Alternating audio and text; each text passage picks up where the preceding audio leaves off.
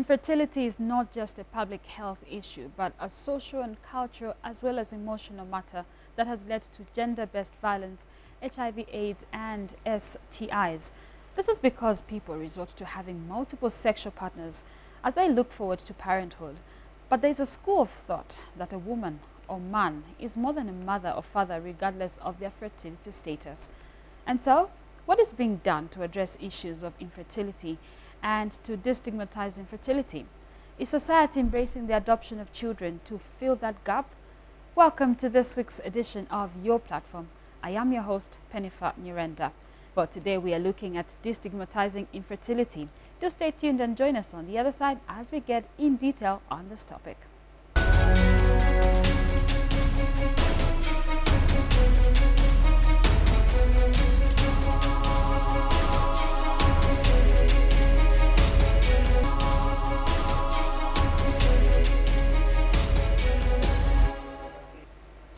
This is Your Platform, a program that discusses issues affecting our everyday lives in our communities.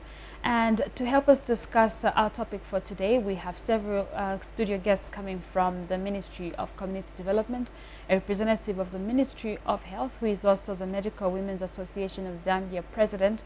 We also have Families and Nations, and last but not least, Embrace Zambia.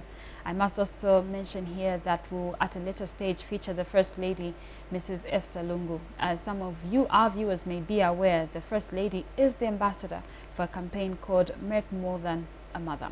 She's, however, not here in the studio with us, but we did speak to her in a separate interview earlier today. For now, do help me welcome our studio audience coming from Families and Nations.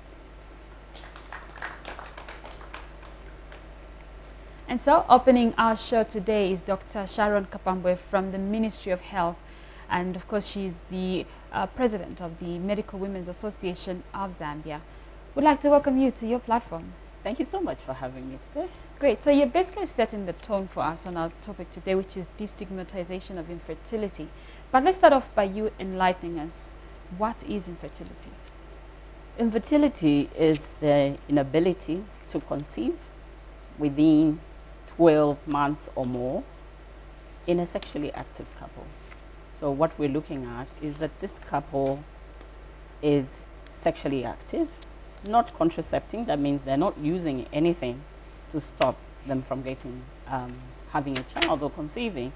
And it's also looking at the couple that also has a desire to conceive.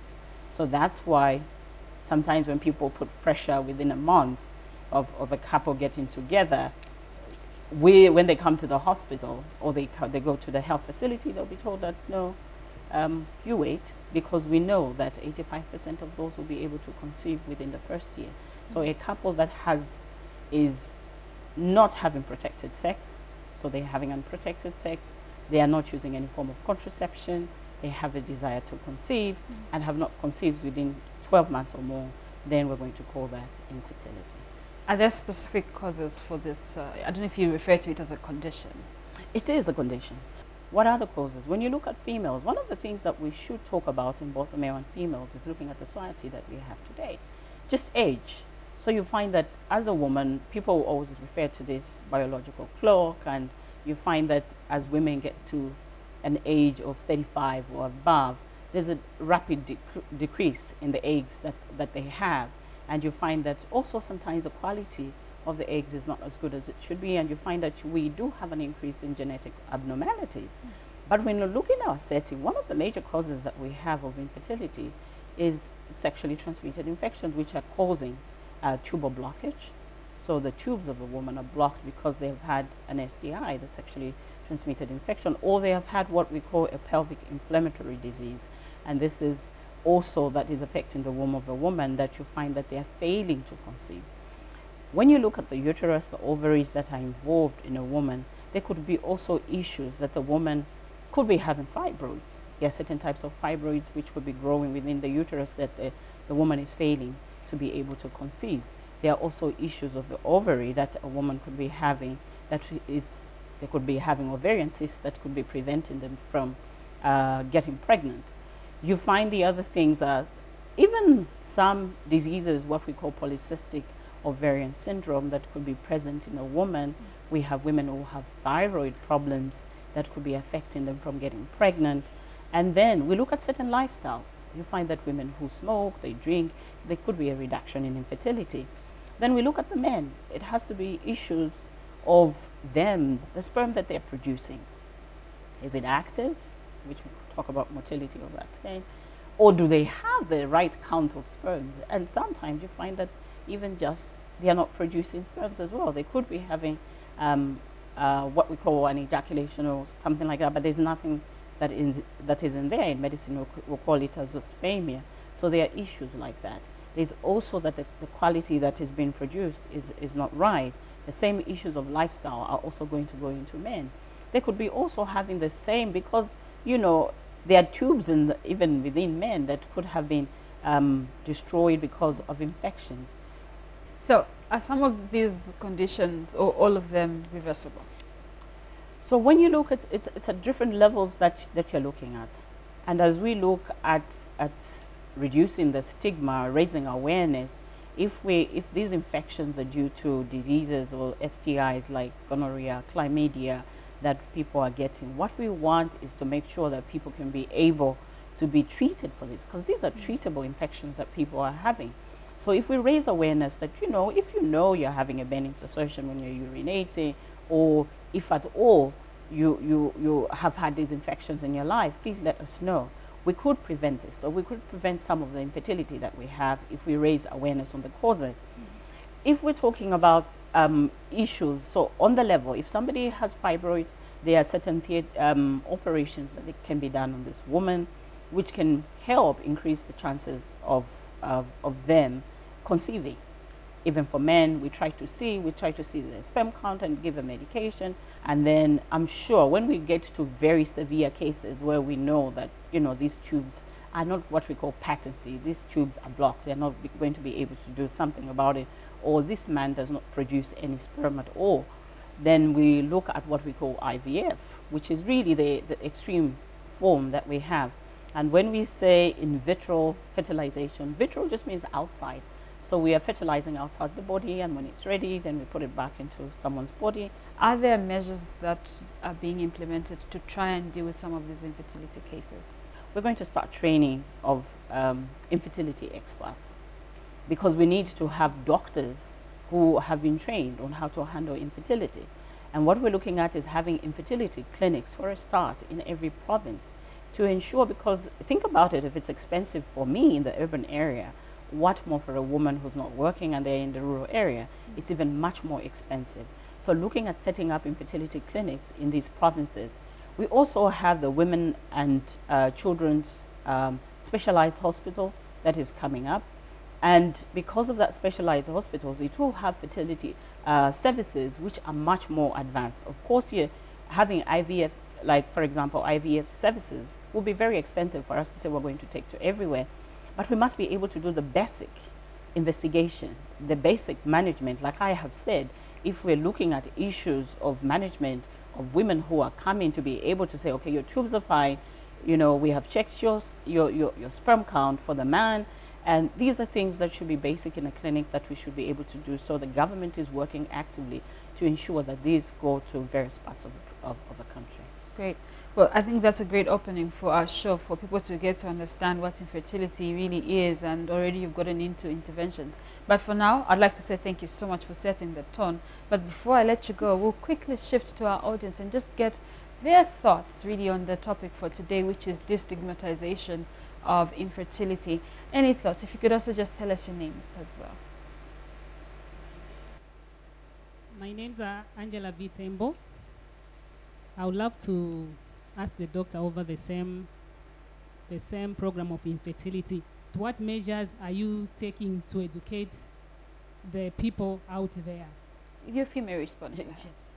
Our role as the Ministry of Health is to educate, raise awareness, work with different people, have real life stories, because there are stories everywhere of how women have suffered for so long and kept quiet about it, and we have told them, you are the problem.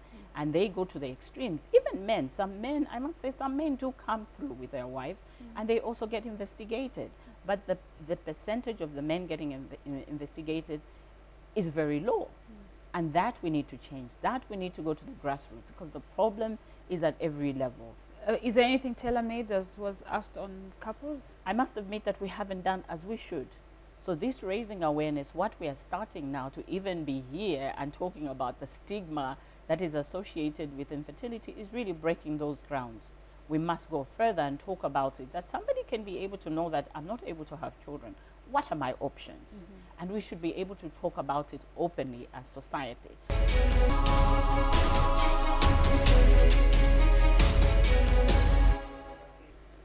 Families Are Nations, as the name denotes, believes in strong family ties for development. Pastor Asta Tembo is here with us, and he is the Family Units Coordinator. We'd like to welcome you to your platform. Thank you, Candace. Thank you, viewers. So if you may begin by telling us a bit about your organization. What is Families Are Nations all about? Yeah, Families and Nations is an organization that was actually launched in 2011. Ideally is to look at the family. That's the whole purpose of what it is all about, is to try to see, because we understand that family didn't just begin here on earth, but was the core purpose that God had in mind. He began by looking at the family. No wonder even when Christ was born, he had to bring him straight into a family of Mary and Joseph. That is the idea. So then Family and Nations is coming in just from there, because we know that everything begins and ends with a family. So if a family is well set in values that really are of moral standard, standing well in there, the nation shall be great wherever they are. Because remember, everything, as I said to you, Penifas, starts and ends with a family. Is there a specific classification that you have of what you call a family unit? And also, do you have a specific description of who you can regard a mother or a father? Yeah, ideally you see a mother, of course, is one with a child. But there is also another one that we have come up on board with, that is called a foster parent. Foster parents are those that look for these children out there. The one that you've just been like saying that they are not able to bear children using their womb. Therefore, they can go out there and find a child from orphanages and places where they are found. So they can grab there, legally they can do that. That still comes a mother. So there is nothing like, no, me, I'm only the mother because my womb was up there. No, if you are able to be able to get or grab a child out there, you still be called a mother and a father. Are there specific programs that you have to do with our topic for today, which is destigmatizing people who can't have their own biological children? Even now as I'm talking to you, there's also a program running right in Kapiri. It's part of this show. Like, we have grabbed these certain women, and not women only, not even men, that cannot be able to afford to have a kid or something. Ideally, we educate them. We make them understand that it is not their fault, and they should not get to a place where anybody can talk against them, or perhaps maybe raise up voices so they can find themselves to be nothing. We still have to empower and give them an understanding that they're still standing and they are what they are, and God has made them be what they are. But at the end of the day, they're still themselves. They still need to have the self-esteem, and they can walk in the streets of anywhere in this world and still become same as they ought to be, like those that have actually got kids. Great. Pastor Tembo will still be talking to you on our program today. For now, we want to appreciate that you've been able to give us the introductory part of what your organization is, but we'll be coming back to you to get more in terms of recommendations that you have as an organization to share with us. Okay. Well, for now, we take a short break, and when we come back, we speak to yet another special guest right here on your platform.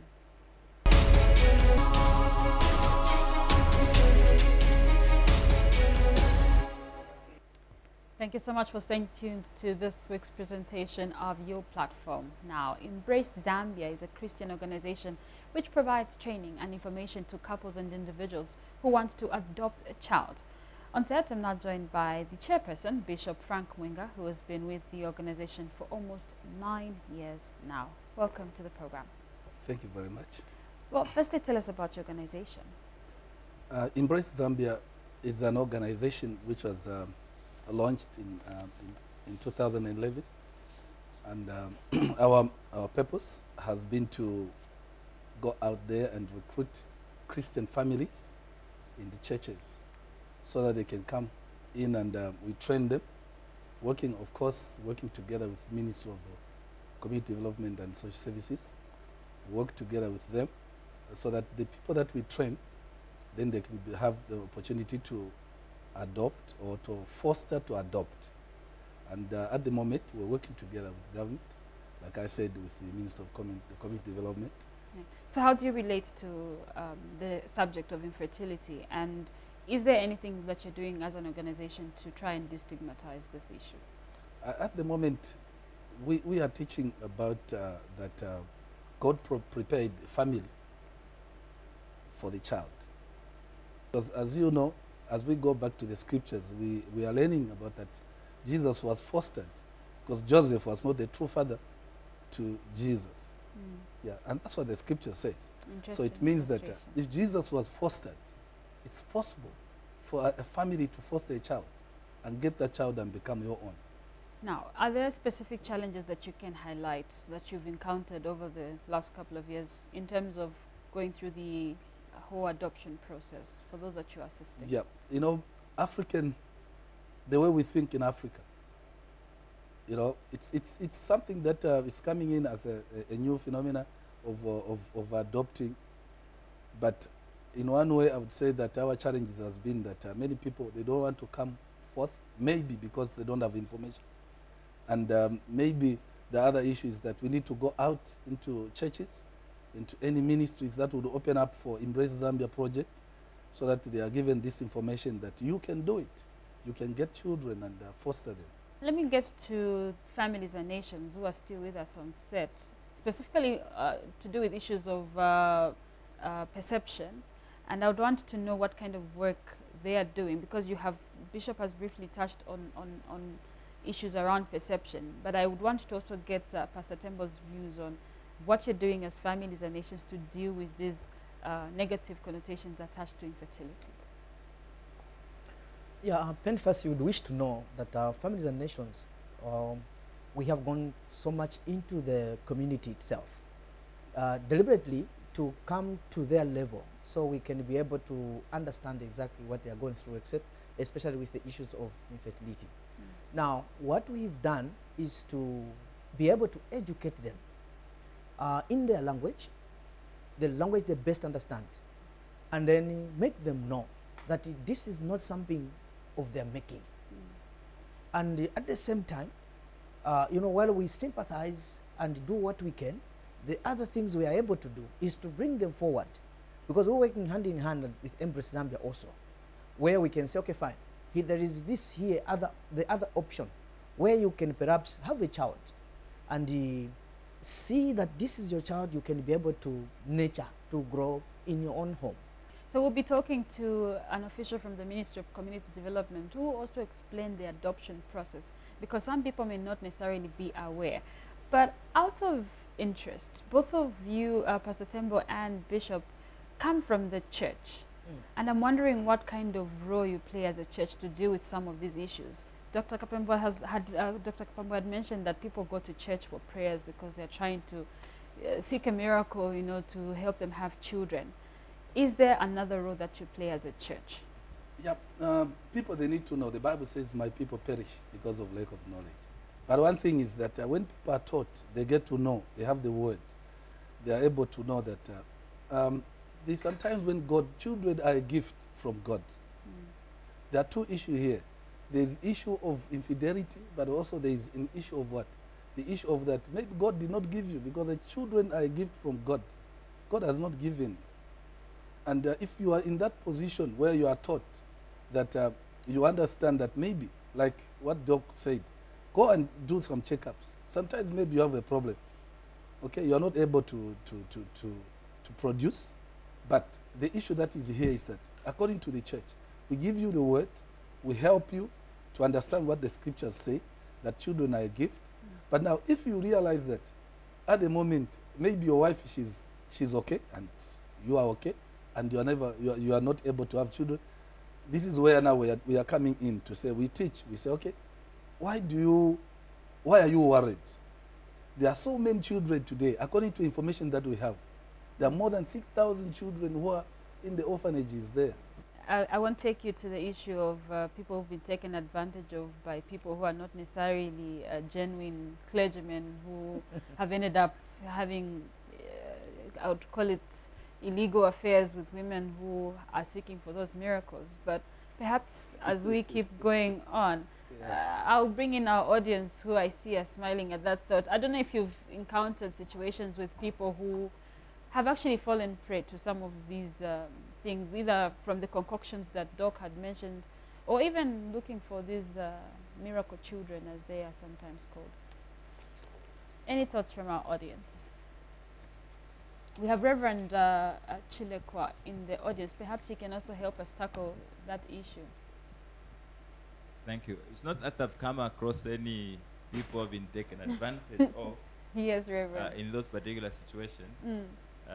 But I want to say that maybe one issue we have not addressed is, where does stigma come from? Stigma comes from expectations. The Bible says when God made man and woman, he said, be fruitful and increase in number. So when a young man and a young woman get married, the families are expecting that 6 months down the line, the shape of the woman will change. If it doesn't change, you have problems. Are we together? So stigma comes from those particular areas. The church teaches, now you're married, we expect God will bless you with the fruit of the womb. Families also say the same thing.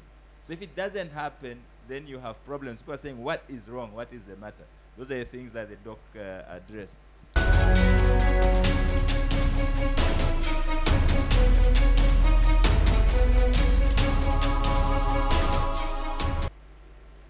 Well, this is still your platform, and we're looking at the destigmatization of infertility. I'm now joined by Mr. Nicholas Goma, a Senior Social Welfare Officer from the Ministry of Community Development and Social Services. Firstly, welcome to your platform. Thank you, dear. Great. So, firstly, run us through the process. How exactly can one adopt a child? Yeah. First and foremost, anybody is eligible to adopt a child. What are the requirements? Basically, there are 4 major steps. To begin with, there is the first step of application, where you have to either, of course, this is in 2 forms. Either you give a notice letter of application. This is in the case where you have someone who the child is not yet identified. You don't know the child. You just want to make an application to adopt a child.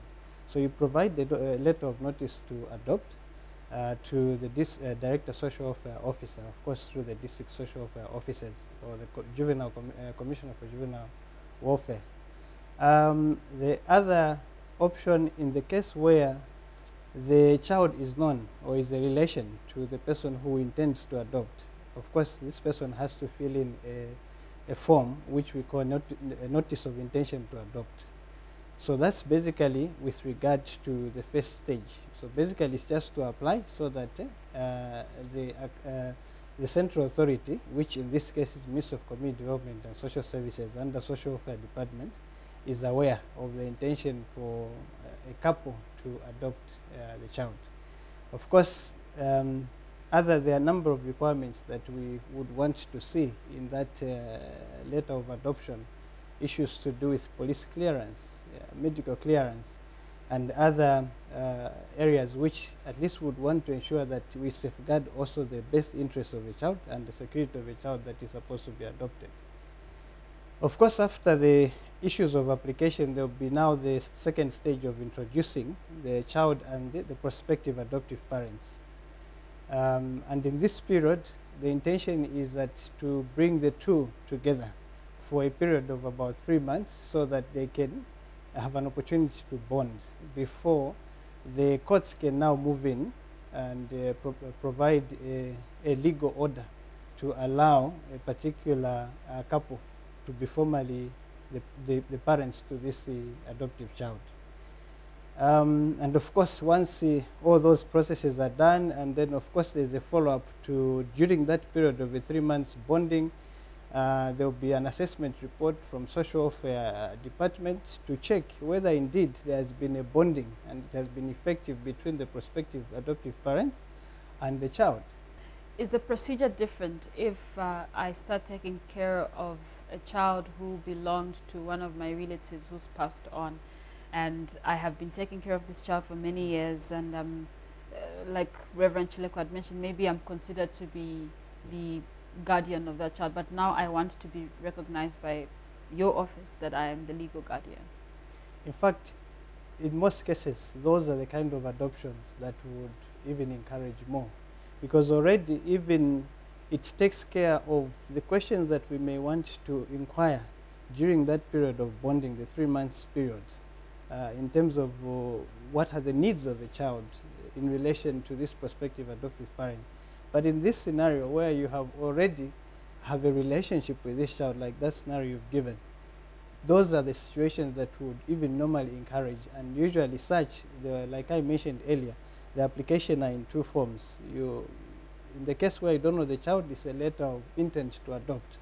But in this scenario, you are just simply notifying by filling in a certain form, Form 1 adoption notice to adopt, to indicate that of course this child is already known by the family or the prospective adoptive parent.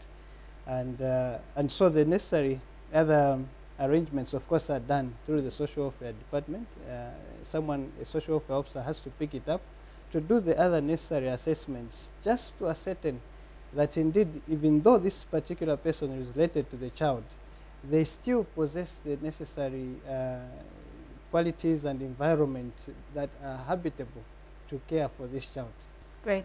Thank you, Mr. Goma, for running us through that process, because it was critical for our viewers and, of course, everyone who's part of our program today to understand. We take another break, and when we come back, we'll tell you what's coming up on our show today.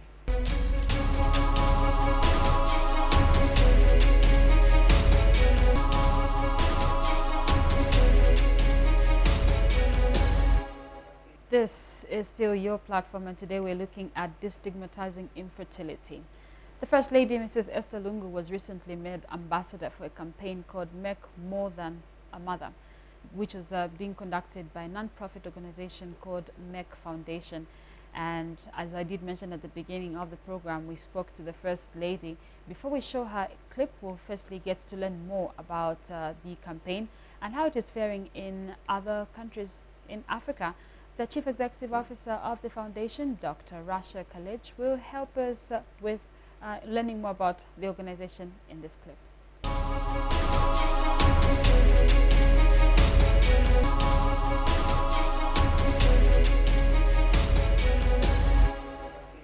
Make More Than a Mother is a historic campaign. Year after year, we have more successes. I remember last year in Egypt when we had the 4th edition of Merck Africa Asia Luminary, where we had 5 First Ladies pledged to be ambassadors of Merck More Than a Mother. And this year we have 9 First Ladies to be ambassadors of Merck More Than a Mother, and continue the partnership of Merck Foundation to empower infertile women across Africa.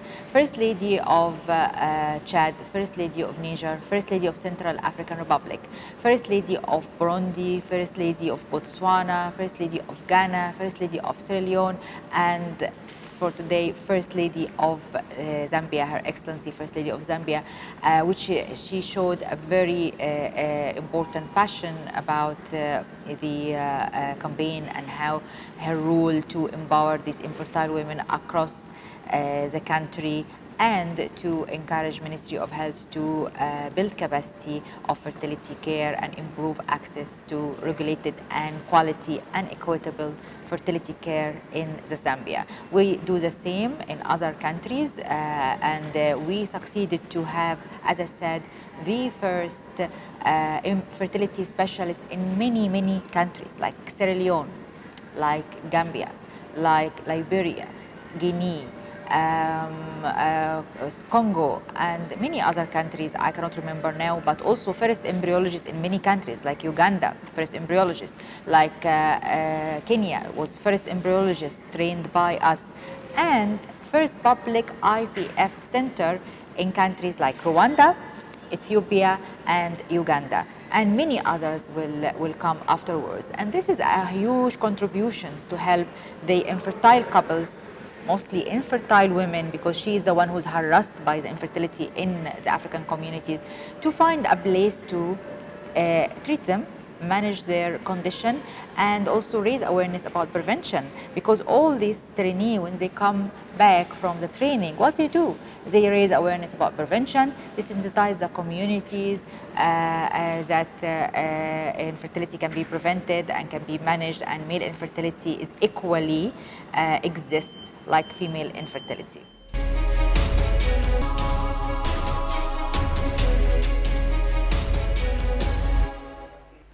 So that was the Chief Executive Officer of the Merck Foundation, a non-profit organization working with various countries in Africa and Asia, Zambia included, to address issues of infertility.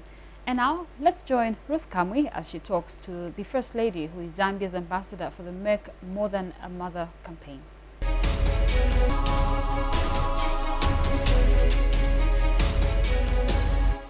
Madam First Lady, thank you very much for according us this opportunity to talk to you on our program, your platform.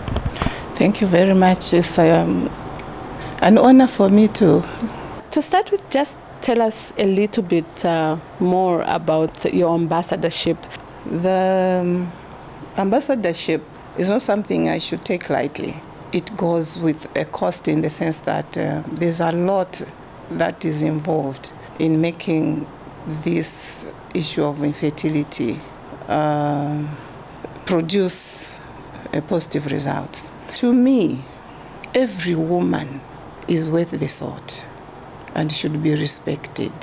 Every woman, with or without a child, every woman, fertile or infertile, deserves the respect and needs to live a happy life. The Merck Foundation's main objective is to empower this woman who is a victim of humiliation in a marriage where there is no child. Now we want to put a smile on this woman by providing information, education, and a health solution so that this woman is understood and first understands herself and is also understood by society, by her husband, by the relatives to her husband also, so that she's accepted. Because when you look at the issue of infertility in the home, our understanding, most of us, is that the woman is to blame. Why? Because we can't see when the people are married, and after maybe 6 months, you don't see the woman's tummy bulging. Then you start concluding it is this woman. What is happening? You start pointing fingers at the woman. And yet, scientifically or biologically, fertility or infertility is a 50-50 kind of situation. But why should we point fingers at the woman? You will find that the man, having concluded that it is the woman in the house who is at fault, him will go out of the house and start sleeping with women all over in search of a child, or to prove to the woman that I can impregnate a woman. And in so doing, they contract diseases, bring those diseases to the wife. And the wife now gets more traumatized, will not concentrate on the house chores. Mind you, it's not an issue of just looking forward to having your own child. But in that house, in our cultural lifestyles, there are dependents in that house. There are orphans in that house that you are looking after. There are aged people that you are looking after. This is why we are saying make more than a mother, because the woman in that house has got a lot of responsibilities, and she is a contributor to the national economic development, because she could have a good job, and surely she needs a sober mind in order for her to perform and contribute economically towards the developmental growth of the nation. In most communities, most of our communities in Zambia, women and men who do not have their own biological children are discriminated against. They face stigma. How do you hope to help these couples? Yes, the partnership that we have between the MAKE Foundation and the Esther Lungu Foundation together with the Ministry of Health. Our duty will be to raise awareness on these infertility issues. What would you say is the role of the society? The society should be made aware also that when there is this problem of infertility in the home, in the neighbor's home, it's not something that one should laugh about. So we, the Esther Lungu Foundation Trust, the Ministry of Health, and MAKE Foundation together are going to train the media also.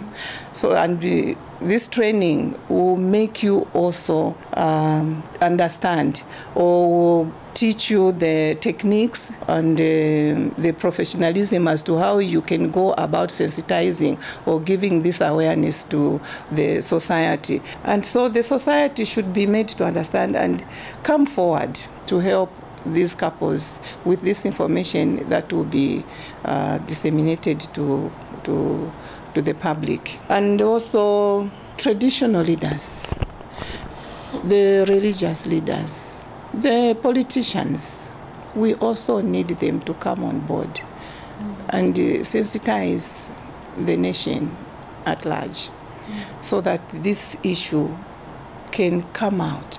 And we mostly want the men to also come out, talk about this. Do you think there's political will to fight infertility? Yes, the political will is there, and this is why Zambia, through the Ministry of Health, in collaboration with the Esther Lungu Foundation Trust, are launching this Make More Than a Mother campaign next year, 2019, so that we address these issues of infertility. Through the Ministry of Health, a lot more people should get to know about the issue of infertility, and a lot more people should receive the medical attention and find solutions. So the partnership that is there between, that has in fact been there, only that I'm strengthening it up by coming up with the launch of the Make More Than a Mother campaign, is to ensure that everyone is taken care of and that the policy of leaving no one behind is implemented. Thank you very much for according us this opportunity to talk to you on our program, your platform. You're most welcome. It has equally been a pleasure for me talking to you. Thank you. Thank you so much. Thank you. Well, that's it. I've been talking to the First Lady, Madam Esther Lungu, who is now the ambassador for Make More Than a Mother campaign. Pennifer, pick it up.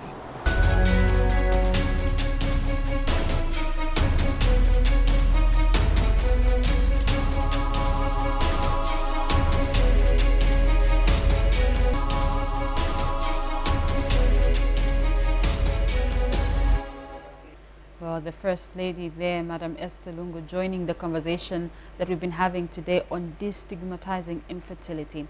We're almost at the close of the program, but before we go, I'd like to get the last thoughts from our guests on our topic today, as they also make their recommendations on how we can deal with this situation. I'll start off with our representative from the Ministry of Community Development.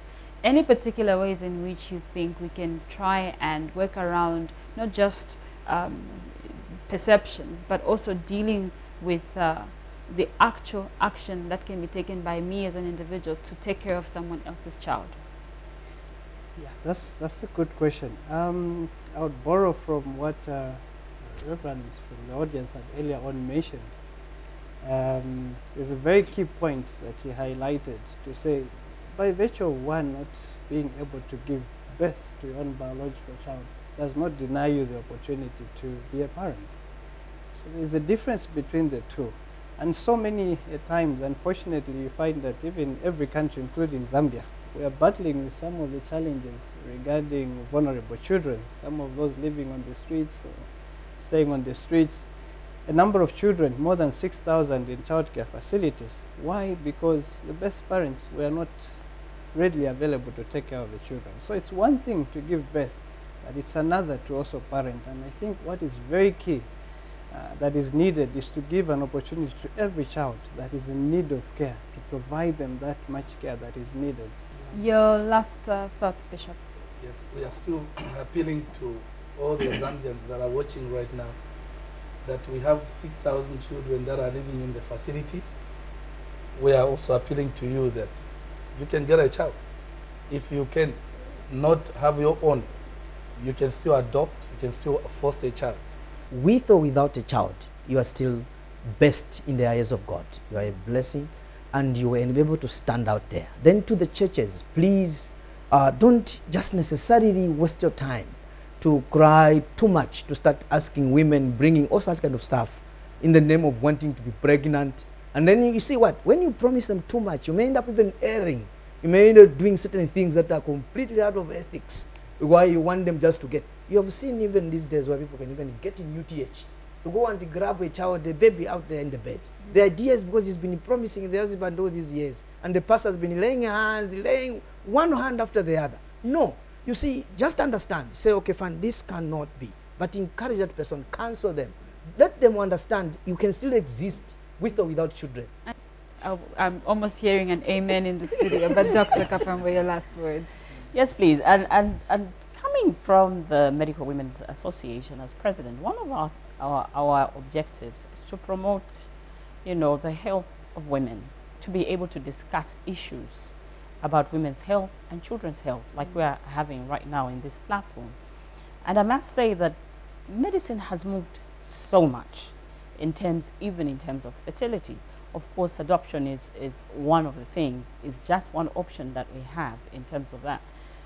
I have said one of the main causes of infertility is very preventable. If we can prevent those STI, we can prevent those infections, we will be able to prevent women and men from getting infertile later in life. This year marks 40 years since the first IVF was done in the UK. So we have a lady called Louise Brown, turned 40, and she has 2 kids already. And these are medical frontiers that have come in place. But you find there's also third-party reproduction that we talk about, the surrogate issues that we don't talk about, but somehow, secretly, they are happening. And you know, because they have no legal framework in this nation, you find that women and men and couples are spending too much money because somebody else has carried that pregnancy on their behalf. They can actually have extortion. So we need to come back as a nation and discuss openly what are the options that we have. Again, my emphasis that, you know, we as women, we as fathers are just more than mothers. We are more than fathers. And that should be emphasized, and we should look at women differently from this program. Absolutely. Well, many thanks to all of you for being our guests today. And also a special thank you to our audience that was representing Embrace Zambia as well as Families Are Nations. This is where we come to the end of this week's Your Platform program. Thank you so much for watching. Do join us next week at the very same time for yet another presentation. I've been your host, Penny Fanyarenda. On behalf of the entire production team, we do say goodbye and God bless you.